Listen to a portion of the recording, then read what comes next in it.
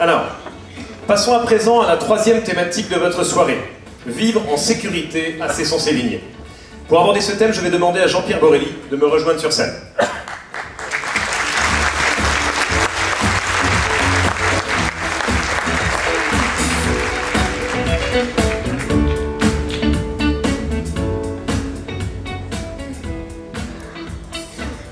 Alors, Jean-Pierre, vous avez beaucoup parlé de sécurité pendant votre campagne.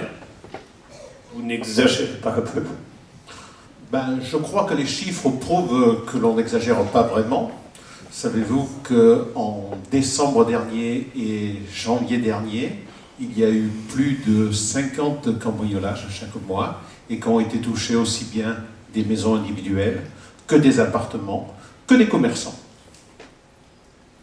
La sécurité, c'est pas un phénomène qui dépasse un peu Cesson, qui est plutôt national? Certes, il y a un phénomène national, mais chacun sur son territoire peut prendre des mesures qui permettent effectivement de diminuer les risques, et en particulier les risques de cambriolage. Alors, si jamais vous êtes élu? Ce que l'on espère. Hein.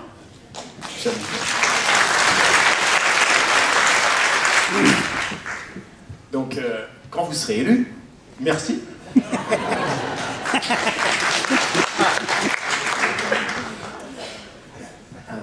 Tout à l'heure, Albert pourra commencer par moi, maire. Voilà. Qu'est-ce que vous comptez faire pour redresser la situation? Nous proposons dans notre campagne plusieurs plans d'action. Alors, je vais vous en citer aujourd'hui 3. Le premier, ça serait d'implanter des caméras mobiles sur le territoire cessonnais. Pourquoi mobile? Pour que l'on puisse effectivement ne jamais trop savoir où elles sont et effectivement que les gens observés ne sachent pas où ils sont observés. Ça, c'est notre comme dans une émission de télé-réalité. Tout à fait, mais pas pour les mêmes, raisons. Voilà. Alors, le deuxième point, ça serait effectivement d'adhérer au dispositif voisin vigilant. Pourquoi ce dispositif? Parce qu'il faut savoir que dans toutes les municipalités où ce dispositif a été mis en œuvre, le nombre de cambriolages a diminué entre 30 et 50%.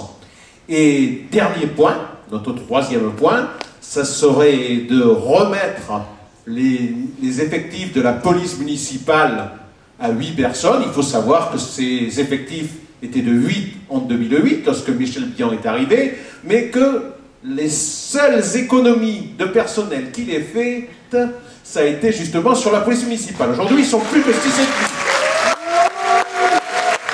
Donc, nous proposons effectivement qu'il soit à nouveau 8 personnes. Ça permettra, entre autres, de refaire des patrouilles de nuit, ce qui aujourd'hui ne se fait pratiquement plus.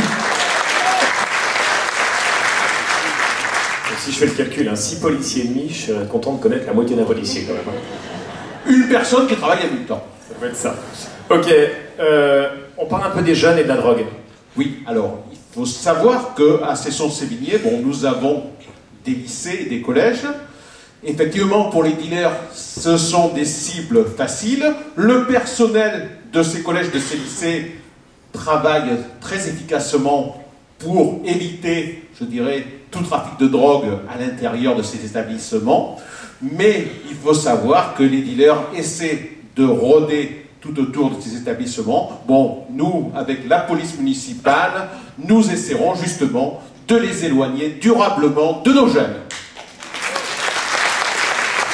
Merci beaucoup, Jean-Pierre.